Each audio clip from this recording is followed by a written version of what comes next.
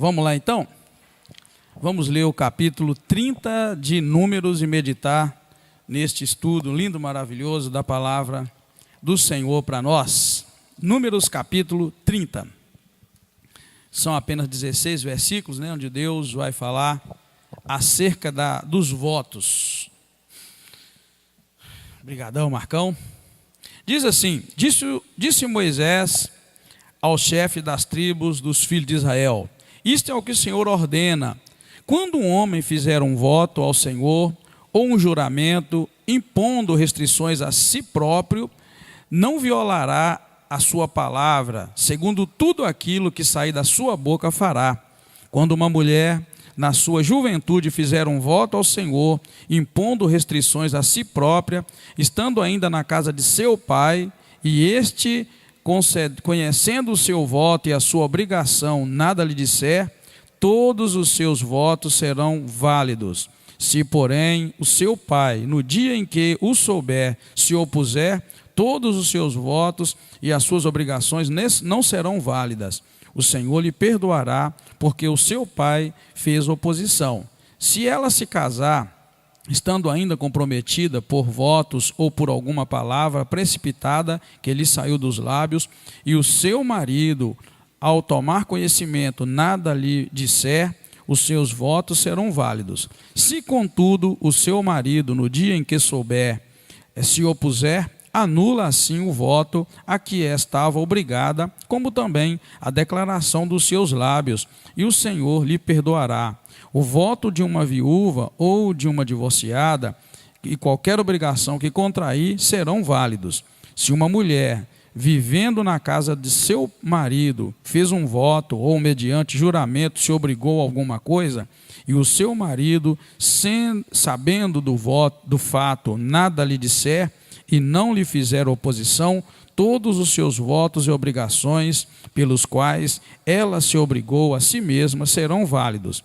Se, porém, o seu marido, no dia em que o souber, os anular, nada será válido de tudo quanto saiu dos seus lábios, tanto os seus votos como as suas obrigações. Seu marido os anulou e o Senhor lhe perdoará. Seu marido pode confirmar ou anular todo o voto e todo o juramento que ela tiver feito para se humilhar. Se, porém, o seu marido, de dia em dia, se calar inteiramente para com ela, então confirma todos os seus votos e todas as suas obrigações que estiverem sobre ela, pois que se calou para com ela quando o soube. Se, porém, ele, depois de estar informado, os anular, mais tarde responderá pela culpa dela. São estes os estatutos que o Senhor ordenou a Moisés com relação ao marido e à mulher, ao pai e à sua filha, que na sua juventude vive na casa de seu pai. Amém, queridos? Amém? Vamos orar? Ore a Deus nessa hora. Pai querido, muito obrigado.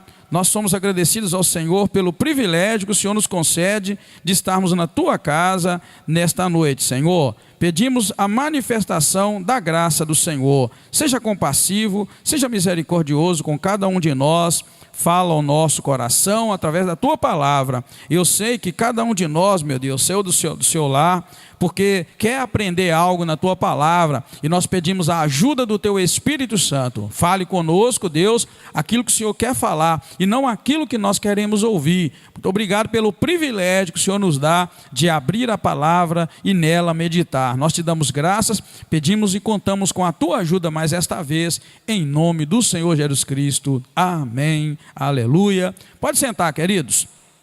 Então, nesse capítulo 30, nós vamos encontrar Deus falando, ou dando instruções, na verdade, ao povo de Israel, com relação aos votos. Eu até postei nos grupos da igreja que esse seria o assunto de hoje no estudo, porque geralmente eu encontro pessoas que me procuram para perguntar como funcionam os votos. Pastor, como é isso? E a Bíblia esclarece. E como hoje esse capítulo todo vai falar sobre os votos, achei por bem postar para que aqueles irmãos que se interessem pelo assunto viessem na igreja hoje para poder ouvir né, exatamente o que esse capítulo está dizendo.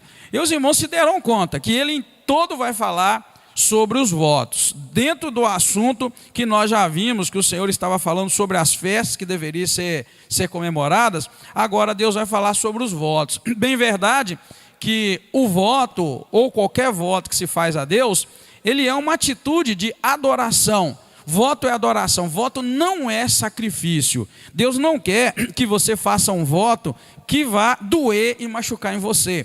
A gente tem que tirar isso da cabeça. Voto não pode ser nada que se compare, que leve para o lado em que você vai desfazer do poder, da autoridade de Deus, do domínio, da soberania dele, pensando que porque você fez um voto, Deus agora é obrigado a fazer algo por você.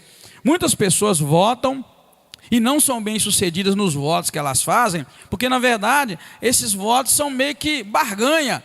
E não pode ser por esse lado. O voto não pode ser uma troca, não pode ser uma barganha. Aliás, nada que você faça pode ser troca ou pode ser barganha. Ainda que Deus oriente, dai e ser-vos-á dado. Se você começar a dar na expectativa de que te seja dado, já é barganha. Na verdade, você tem que dar porque existe um coração voluntário, tua alma é tão grata a Deus que você começa a repartir o que você tem, começa a repartir o pão, as roupas, começa a repartir o seu dinheiro, os seus bens. É o que a igreja fazia. Atos dos Apóstolos registra muito bem que logo no início da igreja, os apóstolos, eles vendiam tudo que tinham e depositavam lá aos pés dos apóstolos, depositavam na igreja para que pudesse ser administrado, distribuindo aquilo com os que não tinham. A Bíblia relata também que eles estavam unânimes, juntos em tudo, no partir do pão e na comunhão. Então aqueles irmãos tinham esse coração voluntário que eu quero agora levar, né, em conta quando nós vamos estudar sobre os votos. Não adianta nada você fazer um voto a Deus na expectativa do retorno. Você deve fazer um voto nessa expectativa de estou agradando ao meu Deus, então eu vou fazer esse voto, né? É muito sério. A gente precisa muito da graça de Deus para poder conduzir nossa vida dentro dos princípios da palavra do Senhor. Bem, então entrando bem ali no nosso estudo, vamos notar que Deus então continua repetindo para esta nova geração algumas instruções. Continua dizendo, Deus está repetindo. Os irmãos todos aqui sabem. Por que Deus está repetindo as instruções que Ele deu no passado? Porque é uma nova geração, aquela geração já morreu, né? Aquela geração que foi contada de 20 anos para cima, lá em Números capítulo 1, aquela geração toda já morreu, falta morrer Moisés, né? Daqui a pouco ele vai morrer. Então Deus agora está repetindo as instruções, mais uma vez eu digo, não porque Deus havia se esquecido, ou porque Deus queria reforçar. Não, Deus não estava nada com nenhuma dessas intenções. Na verdade Ele está repetindo que aquela geração morreu. Agora é uma nova geração que precisa ouvir outra vez da boca de Deus, porque eles já ouviram isso certamente da boca dos pais, né? Os pais ensinaram para eles. Agora é a hora, é o momento de Deus falar mais uma vez diretamente através de Moisés.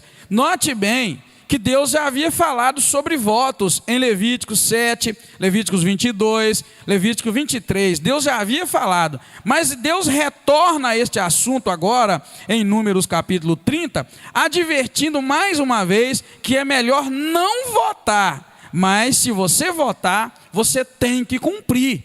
É o que está dizendo para nós aqui. Ou seja, irmãos, Eclesiastes também vai falar sobre os votos, só que Eclesiastes está bem lá na frente, né? Nós ainda estamos em Deuteronômio também vai falar sobre os votos. Mas o que você precisa guardar sobre voto é o seguinte: se você votar algo a Deus, vigia, você tem que cumprir. Deus não, Eclesiastes vai dizer, Deus não vai, o anjo não vai achar nada bom o que a tua boca abriu a um dia e falou. Então a gente tem que tomar muito cuidado. Eu fiz um voto a Deus, irmãos sabem disso.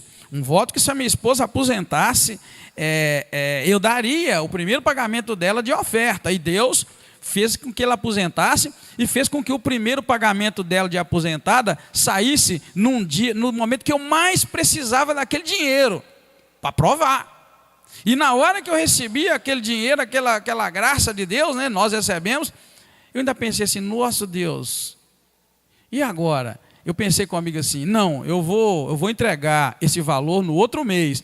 Mas aí eu parei e pensei, como é que foi o voto mesmo que eu fiz? Aí eu me dei conta que eu tinha votado da seguinte maneira: eu vou dar o valor integral do primeiro mês de pagamento dela. Primeiro, se eu tivesse falado que eu daria, se eu tivesse feito um voto assim, Senhor, eu vou dar o valor do salário mensal dela, eu poderia pegar o segundo, o terceiro, o quarto, o quinto, o décimo, não importa, eu não estipulei data.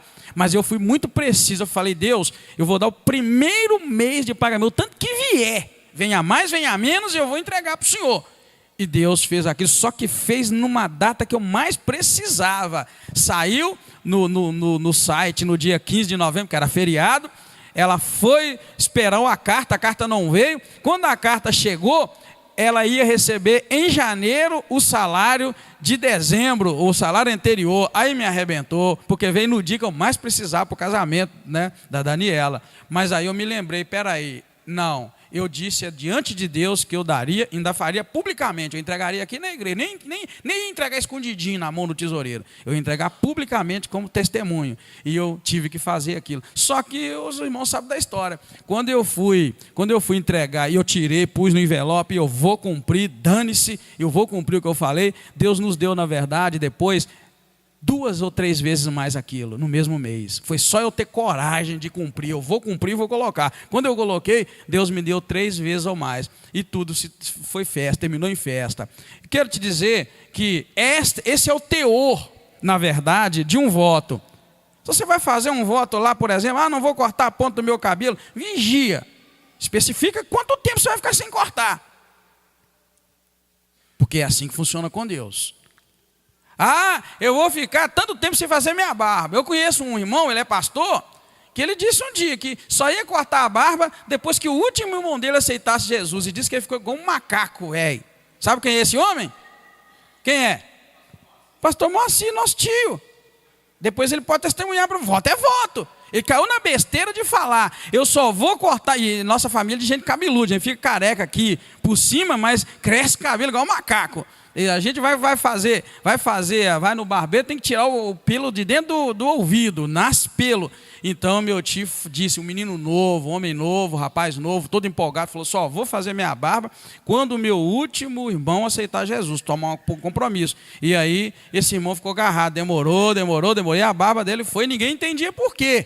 No dia que o camarada se converteu, aí ele falou, hoje eu posso rapar a barba. Aí todo mundo viu. Por quê? Então você tem que ser cuidadoso. E Deus se agrada muito de que a gente faça voto, irmãos. Só que não é voto feito para lá, que negócio que você fala e nem lembra. Você tem que anotar. Eu tenho um outro voto que eu fiz a Deus, já falei para os irmãos. No dia que Deus me fizer a graça que eu pedi, vai ser público também. Então a igreja inteira vai ver. Não é nada escondido, aquela coisa, segredo, secreto, o meu compromisso com Deus. Mas no dia que Deus fizer aquilo, vai ser público, todo mundo vai ver, não vai ter como não ver, porque é mais ou menos assim que funciona. Só quero dizer para você isso, tá? Deus já havia dado instruções, mas na verdade agora ele retorna ao assunto e ele adverte que é melhor você não votar. Se votar, você tem que cumprir. Agora, existe também agora uns pormenores nesse texto que nos chama a atenção.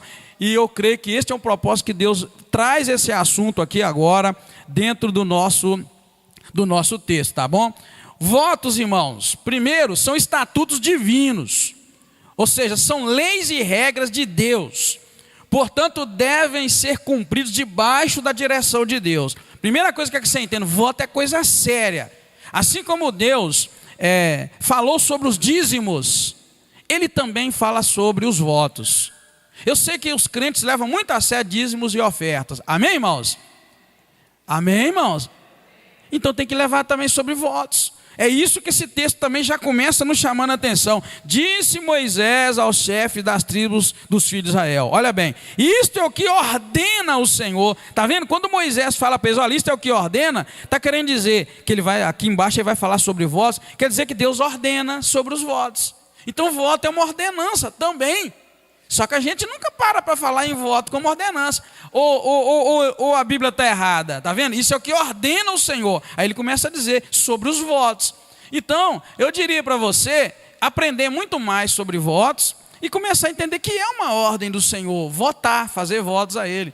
Porém, Ele adverte muito cuidado com votar. E tanto que no Novo Testamento vai falar também para você tomar muito cuidado com jurar. Você sabia que voto, compromisso intenção, promessa, e tudo isso está na mesma linha? Tudo isso está na mesma linha. Por quê? Porque diz respeito a um lado que você vai fazer, que aquele lado é o lado homem que vai cumprir, e o outro lado que é Deus que vai cumprir. Jurar também, falei errado, juramento, fazer juramento é outro lado que você fala que vai fazer algo, e tem que fazer. E Jesus lá foi ensinar lá na fé para não jurar, né? Para ninguém jurar, não jureis, nem pelo céu, nem pela terra, não jura por nada, porque a gente tem que ser cuidadoso. Porém, isso tudo está dentro do aspecto dos votos, você precisa ter muito cuidado com isso. E eu quero que você entenda do ponto de vista de Deus, né? Isso é algo de Deus, então é um estatuto divino, é uma regra divina que deve ser cumprida. Portanto, eu quero dizer para você, você não pode votar do jeito que você quiser, não. Você tem que entender que Deus está te ouvindo. Tá? A gente tem que saber como faz, né? Tem regras, tem princípios que você precisa cumprir para que ele tenha valor na sua vida, né? A princípio nós vemos então que a mulher está em igualdade perante Deus na questão dos votos, porque aqui você vai ver que a Bíblia vai ensinar nesse capítulo os votos relacionados ao homem, a mulher solteira que se casou, a mulher viúva, a mulher divorciada e a mulher que fez um voto depois de casada. Tudo aí está abrangendo. Esse texto não é só votar, não. Se você ler bem com calma, você vai ver que vai falar verso 2 sobre o voto que um homem faz, verso 3 vai falar um voto de uma mulher solteira que fez um voto e o pai pode interferir. Aí essa mulher solteira vai e casa e o marido aí vai poder interferir. Depois o verso 9 vai falar da mulher viúva, da mulher divorciada que vota, e depois do 10 para baixo vai falar da mulher casada que fez um voto depois de casada. Aí são aspectos diferentes do voto e as maneiras como cada uma deve proceder. Mas o que importa para nós aqui deve a mulher ter igualdade, porque assim como o homem vota, a mulher também pode votar, e o princípio é o mesmo, deve cumprir. Mas a diferença é que o marido ou o pai, enquanto cabeças, enquanto autoridade, eles podem anular o voto da mulher sem que haja culpa para a mulher. Essa é a diferença. Quando a Bíblia vai dizer que o marido é o cabeça da casa, que assim como Cristo é o cabeça da igreja, o marido é o cabeça, está falando de valores espirituais, ao ponto de, se você, mulher casada, fizer um voto, ninguém pode anular o seu voto, mas o seu marido pode, que ele é o cabeça. Esse texto está vinculado a Efésios 5. Então toda mulher que é atrevida com seu marido não sabe o que está fazendo. Infelizmente. Talvez você nunca tinha dado conta, mas é isso que está dizendo aqui, ó. Se o pai também, toda filha que é atrevida com o pai, você não sabe com quem você está mexendo, porque esse texto está dizendo isso para nós. Primeiro eu quero que você volte no versículo primeiro. É Deus que está dando essas ordens para Israel com relação ao voto. Está falando só de voto, mas está dizendo que tem duas pessoas com quem Deus compartilha a sua autoridade. Ou seja, se a mulher votar, além de Deus, existe duas pessoas no caso, que podem anular o voto da mulher, sem dano para a mulher. E essa pessoa é o pai dela, quando ela estiver na casa do pai, ou o marido. Por isso que a Bíblia vai dizer que o marido é autoridade, é o cabeça. Por isso que eu digo, a mulher que se atreve não sabe que está mexendo com coisa séria, autoridade divina. Amém, igreja? Amém, irmãos? Eu queria que você entendesse esses aspectos que são sérios demais. E o que você encontra de mulher que acha que pode, que pula alto. Eu quero que os irmãos entendam que isso não quer dizer servidão nem escravidão. Eu estou falando de valores espirituais. Quando a gente diz que o pai tem autoridade sacerdotal, o marido tem autoridade sacerdotal, e o marido que não assume o seu papel, ele é um banana e um covarde, por isso. Porque o homem não está para mandar, o homem não é o cabeça para mandar, nem para explorar e nem para dominar. Ele é para ter autoridade espiritual. Lembra lá, no Velho Testamento tem isso demais. Quando o pai ia morrer, ele abençoava os filhos um por um. E eu não sei se vocês notaram, toda a bênção que um pai falava, se cumpria na vida do filho. Se ele falasse, ó, você vai ser o servo de todos, você vai dominar sobre todos, você vai ser isso, você vai ser... tudo, não caiu uma palavra. Isso quer dizer que você é pai, você é homem que está aqui, que é pai, que será pai. Você tem autoridade no reino espiritual para abençoar o seu filho. Então, se o seu filho é abençoado, eu queria que você soubesse que você tem culpa nisso. Porque é esse o valor do cabeça, da autoridade, que Deus, na verdade, está compartilhando a autoridade dele. Isso é lindo demais, irmão. A pena que a gente só tem aqui uma hora e pouco para falar sobre esse assunto. Mas aqui eu estou vendo um compartilhamento de autoridade, onde Deus está dando. A gente só quer saber daquela autoridade que Jesus disse, né? Que ele ia e subiria para o Pai, enviaria outro Consolador, e nós fazíamos as mesmas obras que ele fazia e outras maiores. Por isso, a gente quer o poder do milagre. Eu estou dizendo o poder de determinar, o poder de dizer e Deus compartilhar. Olha, você fala que, olha homem, olha, você é o cabeça da casa, você fala que eu vou assinar embaixo. Isso é muito bonito, isso é muito profundo, tá bom? Isso é muito bonito e muito profundo. Vamos seguir ali então, na verdade, para a gente entender. Então nós encontramos esse detalhe, lendo aí então do versículo 3 para baixo, nós vamos ver que já vai começar a entrar no assunto, no assunto em si, como nós estávamos dizendo. Note uma coisa, aquilo que eu disse para você, isto não é servidão, não confunda, não é servidão, mas é honra e serviço voluntário, assim como o serviço da igreja a Cristo é um serviço voluntário e de extremo amor. É acatar a autoridade para a harmonia, felicidade completa. Se você abrir lá em Efésios capítulo 5, quem tiver a Bíblia ao alcance, Efésios capítulo 5 é uma parte que a gente usa muito quando vai falar de família, de casamento. Você vê que Efésios 5, 20, a partir do 22, vai falar dos deveres domésticos. O 22 vai dizer assim: as mulheres sejam cada uma submissas ao seu próprio marido, como ao Senhor. Pois o marido é o cabeça da mulher. Está vendo a comparação? Como também Cristo é o cabeça da igreja, sendo ele próprio o salvador do corpo. De sorte que, assim como a igreja está sujeita a Cristo, assim também as mulheres estejam em tudo sujeitas a seus maridos. O que eu queria que entendesse é isso, que essa sujeição é uma sujeição para bem, mais do que para harmonia, essa sujeição é para proteção. Na verdade, quando Deus distribui a sua autoridade para nós, Ele quer nos proteger. Vou dizer por quê. Porque até onde vai a minha autoridade, eu tenho a proteção de Deus. Mas passando do nível da minha autoridade, eu já não tenho a proteção de Deus mais. Porque é só até ali que Deus me garante. Então a gente tem que aprender os limites nossos. Até onde eu posso atuar, até onde eu não posso. Até ali eu tenho o respaldo, o resguardo de Deus, da autoridade de Deus. Dali para lá já não é mais minha, é do outro. O que o casal tem que entender? Deus também distribuiu sua autoridade dentro do lar, até tal ponto para a mulher. Então não mete a mão, homem. Depois dali já é o marido, então ela não mete. Mas o que está acontecendo é que as mulheres querem o lugar e a autoridade do homem. Por isso que estão morrendo. Muitas doenças têm surgido depois do movimento feminista, sabia? Muitas doenças têm surgido que mulheres não tinham, porque elas entraram-se numa área que elas não precisavam entrar. Você sabia disso? Não é fácil, é difícil. Então Deus deu estrutura e autoridade para cada um de nós. A gente vai só até ali, deixa o resto na mão de Deus e Deus vai abençoar. Então a gente precisa tomar muito cuidado. Então, na verdade, não é nada relacionado à servidão. O fato, que nós queremos dizer aqui, do homem ter autoridade, o pai e o esposo ter autoridade para anular o voto da mulher. Da esposa e do filho, ou melhor, da filha, melhor dizendo, tá? Bem, primeiro ponto que nós temos que ver aqui, depois do voto do homem, é o voto da mulher na sua juventude, tá? Versículo 3 para baixo vai dizer para nós. Acompanhe aí a leitura na sua Bíblia, você vai ver.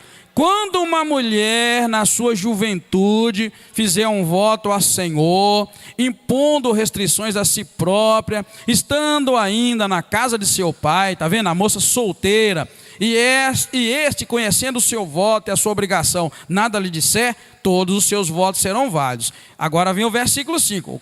Uma forma de anular o voto. Se, porém, o seu pai, no dia em que souber do voto, se opuser a todos os seus votos e as suas obrigações, não serão válidos. O Senhor lhe perdoará, porque seu pai fez oposição. Está vendo? A mulher solteira, a moça solteira, fez um voto.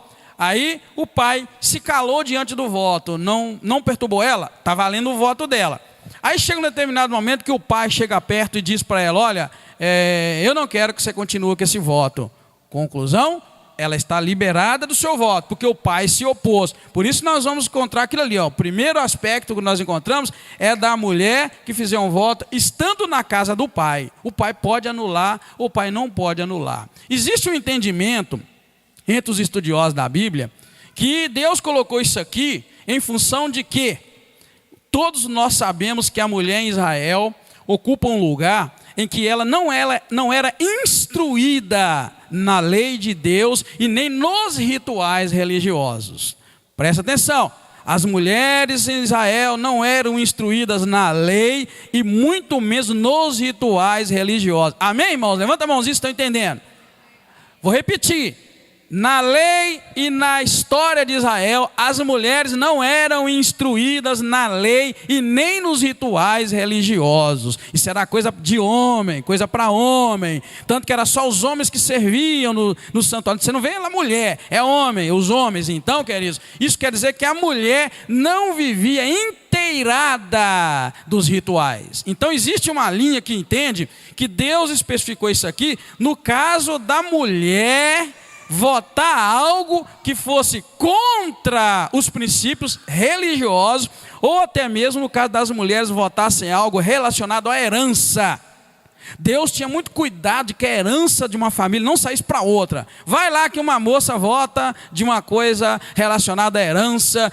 Eu darei isso, isso e isso. E Deus certamente não ia agradar. Então, existe uma linha que entende que é bem provável que este ensinamento era direcionado para esses aspectos. Para que não houvesse ali atrito entre o voto da mulher e os princípios de Deus. Então, tanto o marido quanto o pai poderia chegar e anular o voto. Não é que era simplesmente chegar assim: não fui bem com o seu voto, então eu vou anular seu voto. Na verdade, mais na frente eu vou colocar para vocês que aqui é muito claro um princípio que era motivo para anular o voto. Lá na frente nós vamos ver, dentro desse texto, tá? Sem querer compreender o que dizia, o que os estudiosos dizem ou não, tá bom? Então, quando uma solteira, uma mulher fizesse um voto que o pai não anulou, mas se ela se casasse, estando ainda debaixo do voto, que fez quando solteira, seu marido então tem autoridade para anular o voto ou não. Lemos só até onde o pai anula, que é o versículo 5.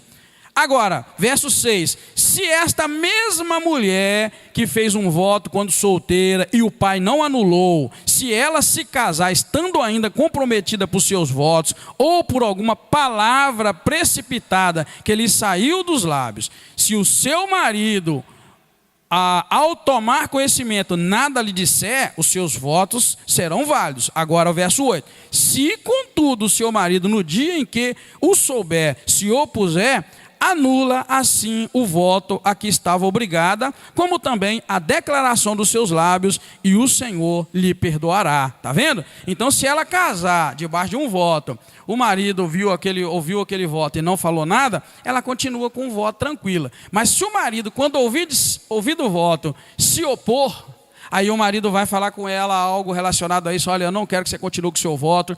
Ela vai ficar desobrigada do seu voto, o Senhor vai perdoar e ela não vai votar.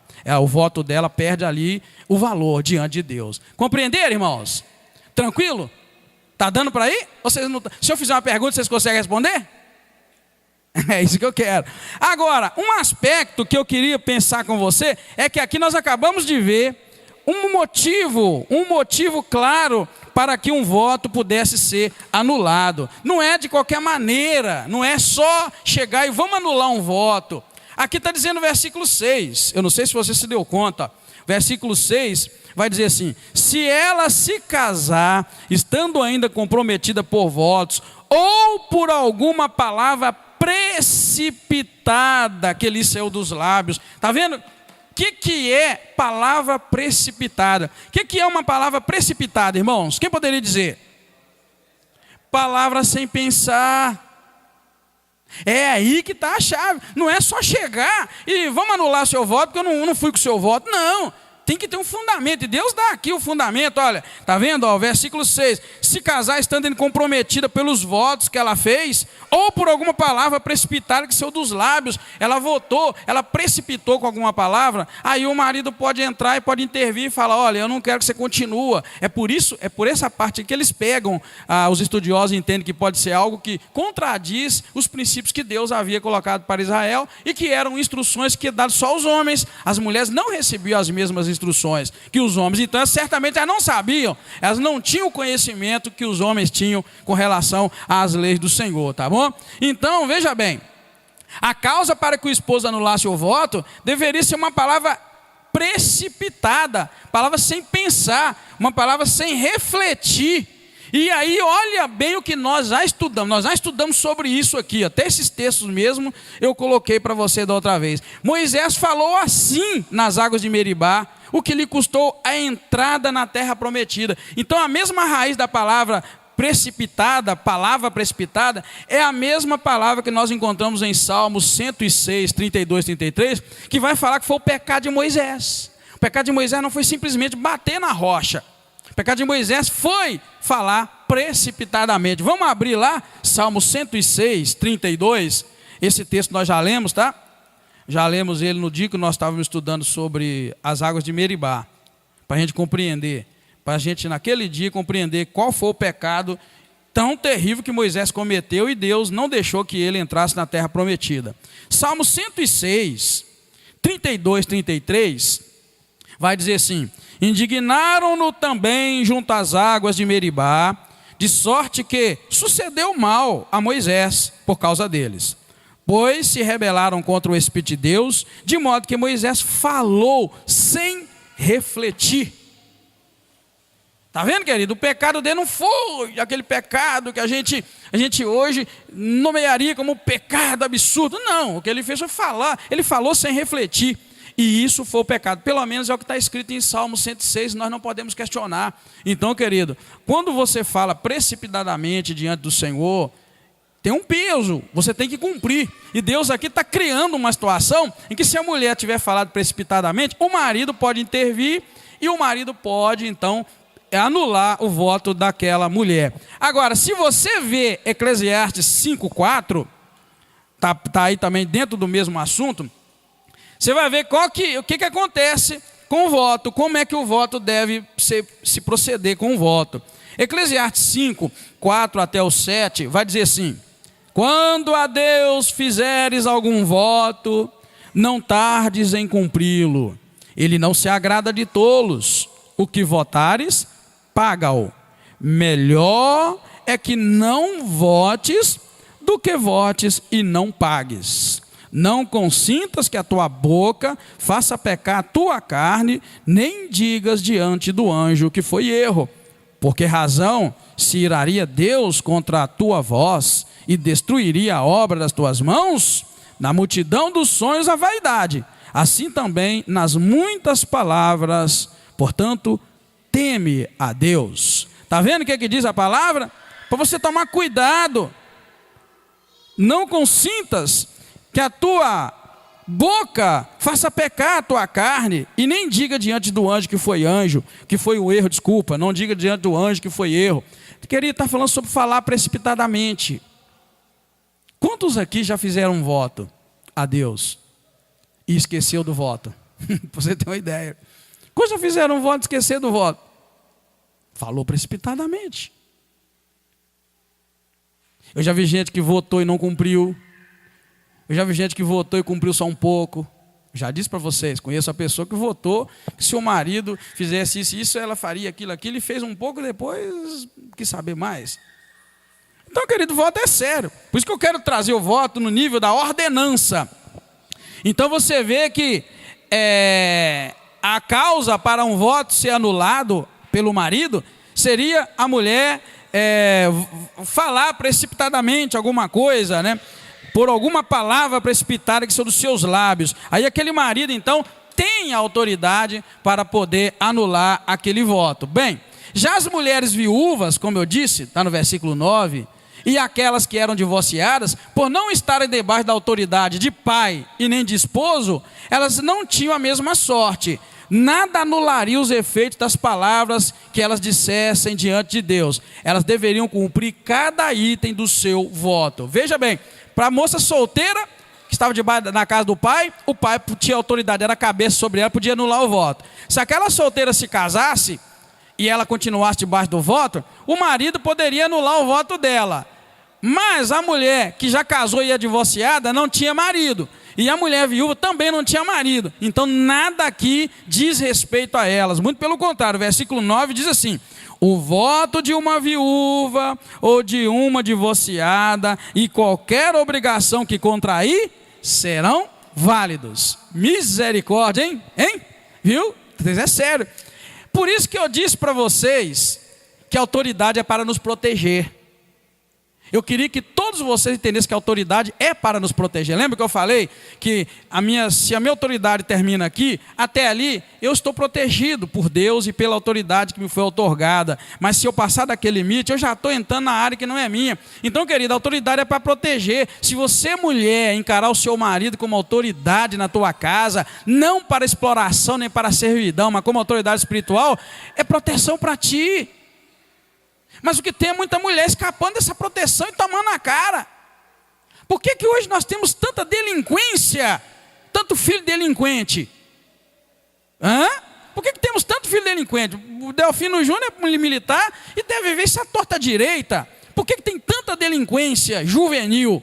Porque na verdade, querido, já não existe mais aquele modelo de família tradicional em que o marido tinha autoridade e que a mulher tinha sua autoridade e que os dois trabalhavam dentro dos limites das suas autoridades. Está um querendo usurpar a autoridade do outro e jogando a responsabilidade para cima do outro, e os filhos estão aí gozando de liberdade em excesso e a delinquência está terrível. Aí os pais não têm autoridade porque ninguém obedece a autoridade de ninguém. A mulher quer fazer o papel do marido, o marido da mulher, e aquela confusão. Aí manda para a escola também não tem autoridade, nem deve, porque educar filho não é papel de escola, é de pai e de mãe, ou de cuidador, não importa qual seja. Aí parte para a polícia, que também tem sua autoridade limitada, e todo mundo está para trás do que deveria, e nós estamos sofrendo e vendo a delinquência crescendo cada vez mais. Nós queremos culpar o outro, a gente quer culpar um ao outro, não tem que culpar. Querido, vamos ser sinceros, o problema está dentro de casa. Amém, queridos?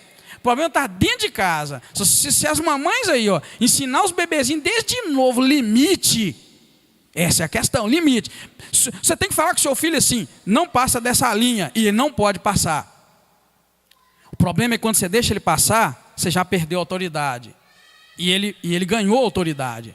Eu já vi filho batendo em cara de mãe, e já vi tudo que vocês imaginar, porque não souberam colocar limite nem autoridade. O filho tem que aprender o limite. Ontem eu estava conversando com uma mãe, né, sobre o filho e essas coisas, e ela entendeu muito bem, e ela disse que é assim na casa dela. Ela fala que até ali, e ela já entendeu que o filho, quando você fala que é só até aqui, o bebezinho, ele vem e olha, e chega até ali e olha para você assim, rindo.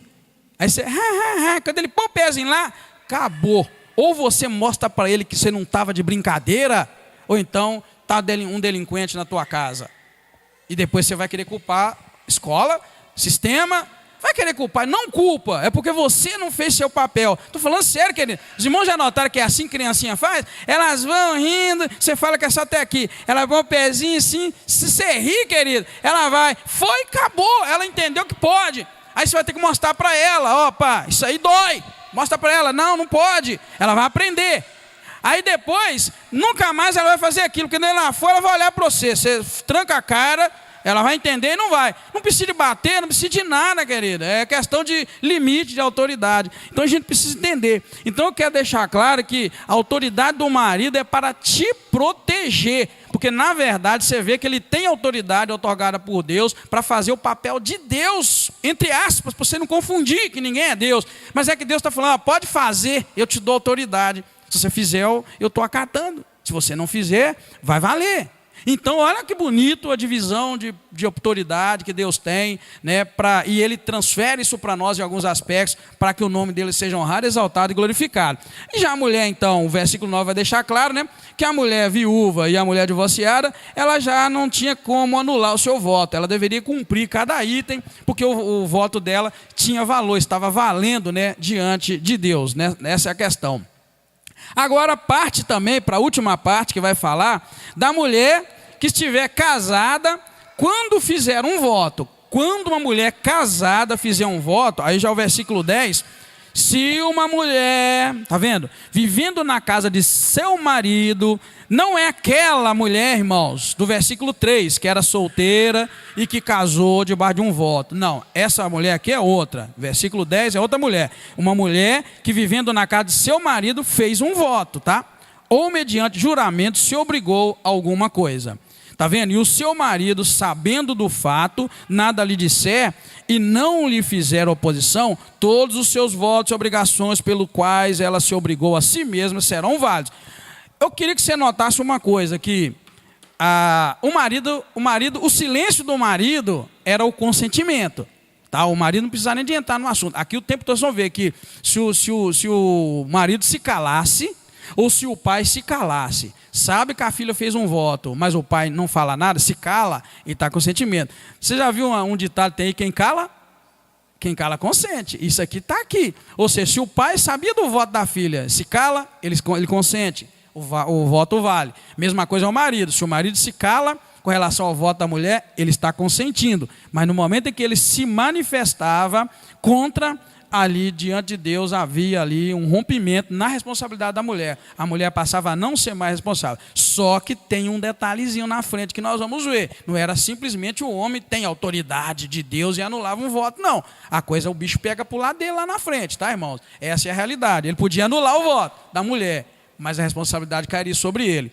Então veja bem, no caso dessa mulher, caso o anule, a mulher estará totalmente desobrigada diante de Deus e também terá perdoado o seu pecado. Olha que lindo. Se, porém, versículo 12, o seu marido, no dia em que o souber, os anular, nada será válido de tudo quanto saiu dos seus lábios, tanto os seus votos como as suas obrigações. Seu marido os anulou e o Senhor lhe perdoará. Oh, que beleza, hein?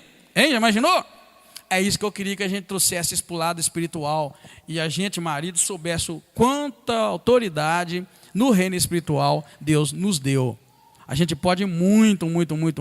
Por isso que a gente gosta de quando vai fazer um casamento, eu gosto de pedir que os pais venham à frente e abençoem seus filhos e declaram bênçãos sobre eles. Por isso que nós gostamos de orar pelas crianças da igreja e pedir que toda a igreja se levante, estenda as mãos e que os pais abençoem seus filhos. Por isso, quando eu vou apresentar uma criança, eu falo aqui na frente, não adianta você, pai e mãe, mandar o seu filho para a igreja. Você tem que trazer, porque o pai tem autoridade para mudar o destino de um filho ou para deixar o filho largado. A gente precisa entender, isso é muito bonito, tá, irmãos, do ponto de vista espiritual. Eu só pego a autoridade que o homem tem sobre a esposa, sobre a mulher e sobre os filhos, eu só pego isso do ponto de vista espiritual, porque eu não creio que eu devo mandar na minha esposa. Nunca imaginei que um homem foi feito para mandar na sua esposa. Não é desse ponto. Nós temos que, a autoridade nossa é espiritual. A gente tem autoridade espiritual. E quando a gente tem autoridade espiritual, certamente temos autoridade em todas as áreas. E todos vão ver que nós temos autoridade dentro da nossa casa. Eu nunca vou esquecer de um fato em que eu orientei as minhas meninas, a Daniela, novinha, 9 anos, eu orientando ela sobre algumas questões, e ela, naquela idade da rebeldia, só ouvia e ficava um pouco brava, mas sujeitava sob pressão. Até um dia que ela chegou perto de mim, e, pai, pelo amor de Deus, aquilo que o senhor falava era verdade, pai. Eu falei, o que eu falava? Eu falo demais, eu não lembro o que eu falava. Aí, quando ela me contou o assunto, eu falei, então agora você confia em mim? Pai, aconteceu aquilo assim. Falei, que bom. Então, queridos, quando você entende a autoridade que Deus te deu espiritual, você não precisa de gritar nem de pular. Eles vão ver que você tem autoridade no reino espiritual. Eles vão ver que você fala e é aquilo. Tá bem? É isso que eu quero dizer. A autoridade não é uma autoridade abusiva e nem de trazer a mulher e os filhos na servidão. É autoridade para definir rumos na área espiritual e eles vão ver e vão falar, o pai tem autoridade mesmo. O meu marido tem autoridade. Ele fala e é aquilo mesmo. É isso. Ô gente, ninguém vai questionar, filho nenhum vai questionar, esposa nenhum vai questionar. Quando o marido diz, ele diz acertar dentro da Bíblia e aquilo acontece. Isso é autoridade no reino espiritual. Agora, tem gente que pensa que a autoridade é para mandar. Tem muito marido que chega, joga as botinas, né? Lá na porta começa a jogar as botinas fedendo, as roupas, as meias fedendo, e larga para lá porque é a mulher que tem que lavar, a mulher que tem que limpar, né? Tem uns que tem essa ideia. Isso é autoridade? Não, isso é abusar da autoridade. Eu quero até que vocês não entendam mal o que eu estou dizendo, mas essa é a realidade. Muitas pessoas pensam que é assim, e não é assim. Tá bom, querido? A autoridade que Deus nos deu é no reino espiritual. É para determinar e mostrar e dirigir e conduzir a família de tal maneira que vão ver, opa, Deus está com aquele camarada ali. Deus está com o camarada. Ele entende o que está falando, tá? Então, caso anule, ela estaria totalmente desobrigada, ao ponto de Deus perdoar os pecados daquela mulher. Veja bem que a palavra vai dizer assim: e o Senhor lhe perdoará. Tudo aquilo que tiver dito, o Senhor vai perdoar. Além do marido anular, Deus, então, do ponto, da parte que cabia a ele, ele ia perdoar. No entanto, aí que entra a questão, se o marido, como cabeça da mulher, anular o voto que ela fez, trará perdão à esposa, é o que nós lemos, mas responderá pela culpa que cairia sobre ela. Está vendo que a coisa não é simples assim? É o que eu disse, olha. É Deus compartilhando sua autoridade com o homem, mas também não isentando o homem de suas responsabilidades. Olha o que diz o versículo 13 e 14, depois o 15. 13. Se seu marido pode confirmar ou anular todo o voto e todo o juramento que ela tiver feito para se humilhar. Se, porém, olha bem, o seu marido de dia em dia se calar inteiramente para com ela, então confirma todos os seus votos e todas as suas obrigações que estiverem sobre ela, pois se calou para com ela quando o soube. É aquilo que eu disse, quem cala consente. O silêncio dele era a aprovação. Agora o verso 15, se porém ele, depois de estar informado dos votos, os anular mais tarde, olha aí, responderá ele pela culpa dela. Então, querido, aquilo que parecia muito bom, e que talvez deixou alguns homens até animados, né? Agora você deve pensar, é aquilo que eu pus ali, ó, é Deus compartilhando a sua autoridade comigo e com cada homem dessa igreja. Mas também Deus não nos isenta das nossas responsabilidades. Por isso que não era só chegar perto da mulher, estou enjoado já desse voto seu, mulher. Ó, a partir de hoje eu não quero que você cumpra. Não, tudo bem, mas agora a culpa dela vai cair sobre você. Agora, se a mulher fez um voto absurdo, fora de todos os princípios éticos, morais ou bíblicos, aí você vai chegar com conhecimento e autoridade e dizer, olha minha mulher, para com esse voto que não funciona. Aí a mulher seria perdoada do compromisso dela, do voto dela, e você, Deus veria, não, ele fez o que era correto, esse voto é absurdo, está resolvido. Naquelas questões da herança, aí cai muito bem aqui. A mulher votou algo com relação, por ignorância, não sabia, o marido chega, o esposo chega, o pai chega, opa, vem cá. Não pode, porque Deus tinha dito que a nossa herança não pode sair da família. Então, olha, votou errado, vamos parar com isso. Tá bem, Deus avaliaria o caso e veria, correto. Tá vendo, querido? Você só estou deixando para você subentender algumas coisas. Mas a verdade é que não há saída. Se o homem anular o voto da mulher, a mulher seria perdoada, mas ele responderá pela culpa dela. Verso 15, tem que ficar frisado isso. Quando o marido soubesse do voto, aí ele tinha autoridade para anular ou não, tá o que está dizendo aqui. Então ela tinha que saber de alguma maneira, entendeu? Tinha que saber, não importa qual. Aí o que está dizendo é quando o homem tivesse conhecimento, não importa qual. Na verdade, eu não sei se eu coloquei ali, creio que não, mas um grande exemplo de voto é aquele voto que Abraão fez. Abraão, irmãos, fez um voto muito bonito no capítulo 28 de Gênesis. Depois o irmão pode ler, versículo 13 para baixo. Ele fez um voto muito bonito em Gênesis, quando ele teve aquela visão e tal, e Deus aí se apresentou para ele como Deus de Abraão, Deus de Isaac. Aí ele pega e faz um voto, olha, se o Senhor me fizer ir lá em paz e retornar em paz para essa terra, ele fala, eu vou dar o dízimo, né, de todas as coisas que eu tiver. Isso é um voto que ele faz, é um voto. Eu vou dar o dízimo de todas as coisas. Ele diz que o Senhor será o meu Deus. Voto é pessoal e é aliança. Vamos ler lá em Gênesis, se você quiser abrir. Espero que eu não tenha falado errado para você aqui, né? E vamos lá, Gênesis 28, que eu falei, né? Gênesis 28, 13. 28, 13. Isso, a visão da escada. Olha para você ver, isso aí é voto, olha. Isso partiu Jacó de Beceba e se foi a Harã. Chegou a um lugar onde passou a noite, porque o sol já se havia posto, tomando uma das pedras daquele lugar e fazendo com ela um travesseiro, deitou-se ali para dormir e sonhou. E eis que uma escada estava posta na terra, cujo topo chegava no céu, e os anjos de Deus subiam e desciam por ela. Por cima dela estava o Senhor, que lhe disse: eu sou o Senhor, o Deus de Abraão, teu pai, e o Deus de Isaque. Presta atenção nessa declaração do versículo 13. Deus se apresenta não como Deus de Abraão. Amém, irmãos?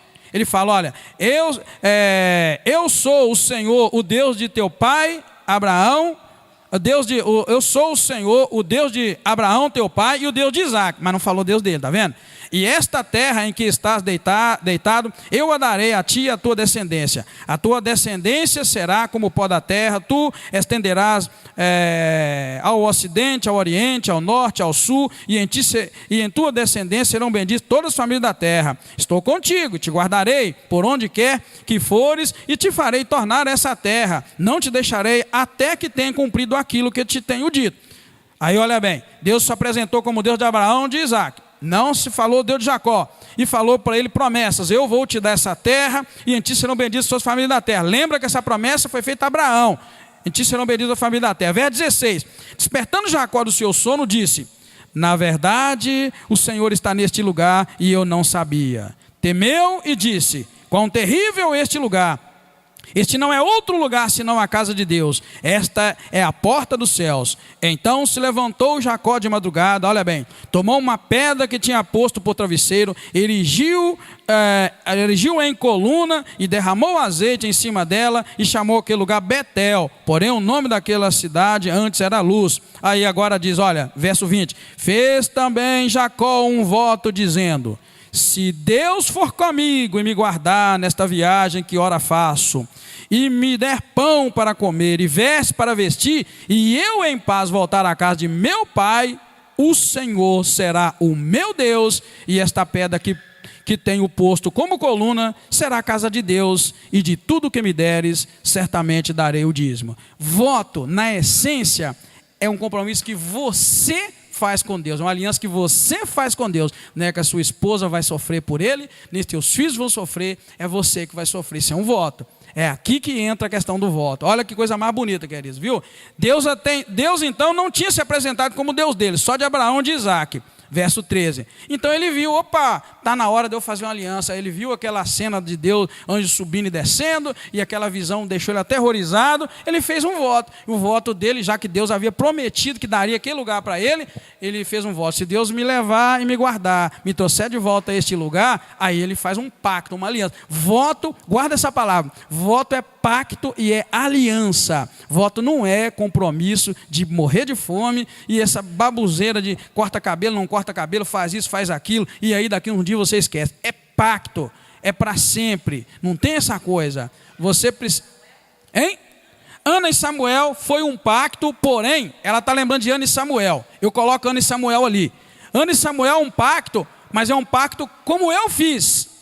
Eu fiz um pacto que devolveria 1 mês de pagamento da minha esposa. É um, eu não falei nem 2, nem 3, nem todos.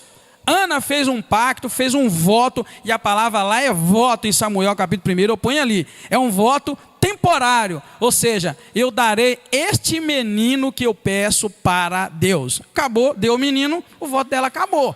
Mas foi um pacto, é uma aliança. É um pacto. Ela disse: eu vou dar esse filho para o Senhor. Deus pôs um filho na barriga dela e falou: vou ver se você dá mesmo.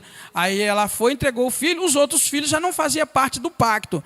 Mas pacto é isso, querido. Voto é pacto. Eu queria que vocês votassem, mas entendessem que não é para brincar e dizer que vota não. Vota e cumpre. Não, eu vou fazer isso. Anota aquilo, anota os pormenores e você vai ver se Deus não vai fazer. Então vamos, só para os irmãos entenderem. Voto na essência não pode implicar no teu filho, na tua filha, na tua esposa, na tua esposa. Por isso que lá, 1 Coríntios vai dizer 7, que vai dizer o marido se afastar da mulher, não cai em voto, cai num compromisso que a pessoa faz com Deus e chega perto do marido e fala: marido, você está de acordo? Eu estou querendo ficar consagrando a minha vida a Deus. Mas só que aqui diz também, lá diz, não vai na onda de ficar 1 mês, 2 meses, 3 meses, 4 meses. O apóstolo Paulo, cheio do Espírito Santo, Deus orienta, volta rápido, não dá lugar ao diabo. É o que tem muita gente aí com ignorância, dando lugar ao diabo dentro da vida conjugal. Não existe esse negócio de Deus te ungir com poder, mulher, e Deus te dar dons, e você abandonar teu marido, tua casa. Isso é demoníaco, isso é infernal, não tem nada de Deus nisso. E o que a gente encontra de mulherada para o monte afora, mulherada querendo dizer que Deus chamou, e não chamou batatinha nenhuma, Deus te chamou para você, se você é casada, Deus chamou para você cuidar do seu marido, da sua casa. Depois ele vai te dar dons. Agora, essa história que a gente vê por aí, isso é infernal, diabólico. A mulher tem uma missão dentro de casa. A mulher tem uma missão com o seu marido, se ela casou, claro, né? Se ela não casou, é o que diz lá também o texto de Coríntios, que mesmo o texto vai dizer, é melhor não casar, porque quem casar vai cuidar da casa e do marido. O mesmo texto que a senhora leu, isenta a mulher dessas responsabilidades conjugais. O apóstolo está dizendo, não casa, porque se você casar, você entrou na encrenca, agora você tem um marido, tem que suprir. Aquele texto, na verdade, incentivando a não casar. Eu leio, gosto de ler ele quando eu estou dando curso para os casados, os noivos, porque na verdade aquilo incentiva a não casar. Mas se a pessoa fala, eu quero casar, acabou. Você assumiu um compromisso então com o teu marido. É primeiro o marido, depois Deus. Ah, mas o meu marido é incrédulo, se vira. Você casou com incrédulo, agora aguenta. Vai orar para eles converter, se converter bem. Se não converter, é uma cruz que você vai ter que levar. Mas vamos seguir, irmãos, porque é muito extenso esse assunto. E é claro que tem muito mais coisas que a gente não tem tempo para dizer. Mas nota que é um compartilhamento de autoridade de Deus com o homem, o marido nesse caso, e o pai, mas nesse caso aqui agora é o marido. Porém, o homem vai ser responsável pela autoridade dele. É o que eu queria dizer. Toda autoridade vem cheia de responsabilidade. Toda autoridade. Então é melhor, às vezes, você ser o chão de fábrica e não ter autoridade nenhuma, só sobre aquele serviço seu. Se algo der errado fora disso, você vai resolver a sua área, a outra não é sua. Essa semana eu estive conversando com uma pessoa que foi demitida da empresa porque obedeceu o encarregado. Só que o encarregado estava desobedecendo uma ordem grande lá por cima. E sabe quem é que foi mandado embora? Nem preciso dizer. Foi o bobão lá que passou por cima da autoridade. Isso acontece em todo lugar. Então quando o teu superior te pede algo e esse algo é ilegal, vigia. Porque se você fizer e a corda estourar, ele vai dizer, ele vai livrar o dele, vai dizer, eu falei para que bandido não fazer, vai falar até mentira. E aí? É um descumprimento de regra. Então, a autoridade ela é boa, ela é para nos livrar. A autoridade é para nos deixar tranquilo. Opa, eu fiz isso porque o meu pastor me autorizou. Eu fiz isso porque o meu líder me autorizou. Eu fiz isso porque eu preciso fazer e está dentro da autoridade. Pronto, acabou. Você dorme em paz. É isso que é o chamado para a autoridade. Só que ela vem acompanhada de responsabilidade. Se você mexe na área que não é tua, prepara que se der estourar alguma bomba, você vai sofrer. Porque você vai ter que responder por algo que não era do seu nível, você acatar. Então nós podemos concluir, irmãos, entre muitas coisas, é claro, que Deus tem prazer que façamos votos a Ele, mas tem maior prazer ainda que nós cumpramos os votos que nós fizemos. Não devemos deixar que nossa boca fale precipitadamente algo diante de Deus, porque Ele não nos terá por inocentes nesses casos, que é Eclesiastes 5, 4, 7. Vote porque é agradável a Deus, mas vote algo que está no teu alcance cumprir. Não vote nada além. Se você votar, você terá que cumprir, mas Deus se agrada. Agora, qual é o conselho que eu dou para você, como pastor e como crente? Vote. Vote algo que está dentro do seu nível, do seu limite. Vote algo com segurança. Isso agrada a Deus e te ajuda ainda mais na fé. Vote tudo que está tranquilo. Mas mesmo assim, na hora de cumprir, você vai ser provado. Mas vota, se você votar e cumprir, você vai ver como é gostoso e você se acostuma e vai fazendo outros votos. Existem votos, queridos, e compromissos que a gente faz em favor de outras pessoas também, você pode fazer isso, tá? Mas geralmente o voto é feito por algo, querendo algo que é de importância para você. Você está querendo buscar uma bênção, algo para você ou para alguém. O voto vai entrar num ponto polêmico. Depois eu até penso, de repente eu até tiro dali, eu não sei, de repente eu vou até tirar. Mas o voto, irmão, de certa forma, ele é muito parecido com a troca. E você tem que tomar muito cuidado para não se tornar um barganhador, um trocador com Deus. Porque se você notar, Jacó fez exatamente isso. Ele disse, se Deus, ou seja, impôs umas condições para Deus, me levar em paz, ir lá cuidar de mim, me trazer de volta para esse lugar. Aí ele fala, eu vou fazer isso e isso. Querido, é difícil e perigoso, mas você tem que tomar muito cuidado para o teu coração não entrar na base da troca com Deus, porque na verdade é um tipo de troca que você faz. Não tem como, é uma parte que você diz que vai fazer, se Deus fizer a outra. Então vai haver esse intercâmbio, acho que a palavra mais bonita, talvez seja para não falar barganha, mas você vai dizer, se Deus me levar e trazer e tal. Ana falou, se o Senhor me der um filho, eu vou devolvê-lo. Tá vendo? Uma troquinha. Então você tem que tomar cuidado para não fortalecer o nível de troca, mas na verdade é isso que vai acontecer. Ninguém vai votar por nada. Você tem um filho incrédulo, você quer que aquele filho aceita Jesus e você está orando, está pagando um preço, não dá. Você vai falar com Deus, Senhor, se o Senhor trouxer o meu filho para a tua presença, convertido realmente, eu vou fazer isso. Está vendo? Não tem como fugir. Vai sempre haver esses dois lados. O que vai diferenciar uma troca de um compromisso em adoração vai ser exatamente você não entrar nessa de querer colocar Deus para fazer algo por você. É você entrar com muita graça, com muito amor, e entender que se Deus não fizer o que Ele fez, é porque não foi da vontade dEle, glória a Deus, e não sair por aí morrendo e pensando que Deus vai fazer só porque você votou. O grande erro é pensar, Deus vai trazer meu filho porque eu votei. Aí você está pondo poder, você está meio que obrigando Deus a fazer. Ana votou, Deus deu o menino para ela cumpriu o lado dela. Jacó votou. Deus cumpriu o lado dele e ele voltou e cumpriu a parte dele. Mas se Deus não fizesse, tem um outro momento que não é bem um voto, mas é só para você entender que Deus faz o que Ele quer e que Ele não quer. Davi teve um filho, irmãos, de prostituição, de adultério, desculpa. Davi teve um filho de adultério, né? Com aquela mulher bonita que ele olhou e tal, e mandou matar o marido dela. Quando o menino estava morrendo, Davi fez meio que um compromisso com Deus. Ele não comeu, nem bebeu, nem aceitou música, pensando na expectativa que Deus curasse o filho dele. Olha bem, é mais ou menos uma troca. Eu não vou comer, nem vou beber, vou jejuar, vou humilhar minha alma para que Deus traga o meu filho de volta em vida. Como não deu, o menino morreu, na mesma hora ele tomou banho, comeu e todo mundo assustou. Mas que é isso? O rei, até agora o rei estava batendo porque o menino estava vivo e agora o menino morre, o rei se levanta. Ele foi e explicou.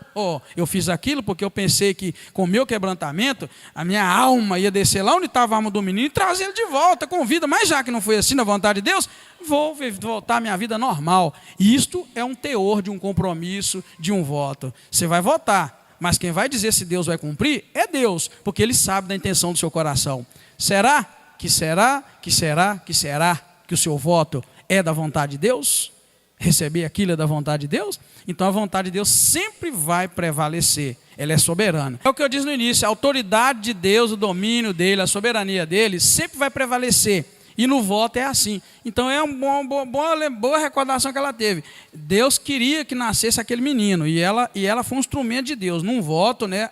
Num voto muito ousado de devolver o menino para Deus, né? De Samuel. Então sempre vai prevalecer a vontade de Deus, a autoridade de Deus. É o que eu disse. Se você votar algo e Deus não te der, não vai ficar para os cantos aí também. Você não vai obrigar Deus a fazer aquilo que Ele não quer. Ele vai fazer só aquilo que Ele quiser. É aquilo que eu digo da intercessão de Moisés. Moisés intercedeu por Israel 2 vezes, pedindo a Deus que não matasse o povo. Deus ouviu Moisés e não matou, mas do jeito de Deus.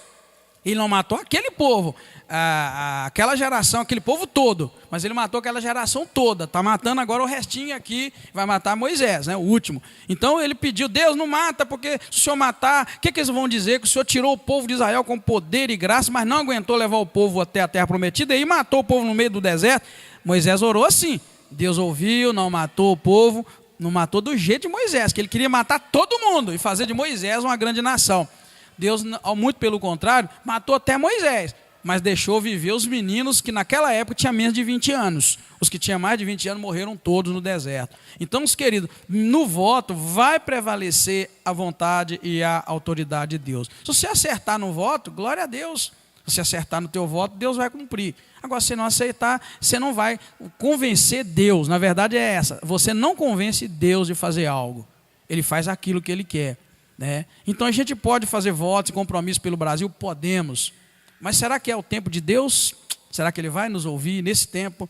Hein? Essa é uma questão. Mas a gente precisa orar, nós não podemos desmorecer jamais. Amém, queridos?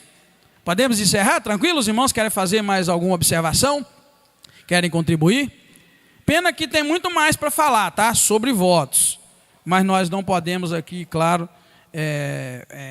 abranger todos os assuntos. Nós vamos então nessa hora orar a Deus, agradecendo a Ele por esse lindo dia, por essa oportunidade, em nome de Jesus, tá bom? Vamos nos colocar de pé e agradecer a Deus. Sábado que vem, 16 horas, irmãos, vai ser o nosso segundo pastoreio de casais, sábado às 16 horas, então eu espero aí os casais da igreja. E pode vir também casal que você conheça, que não seja da igreja, pode participar, pode convidar, não paga nada. Começa às 16, termina por volta das 18, depois às 19 tem culto normal na igreja, mas nós convidamos você para participar do pastoreio de casais, um momento, né, voltado para a orientação conjugal.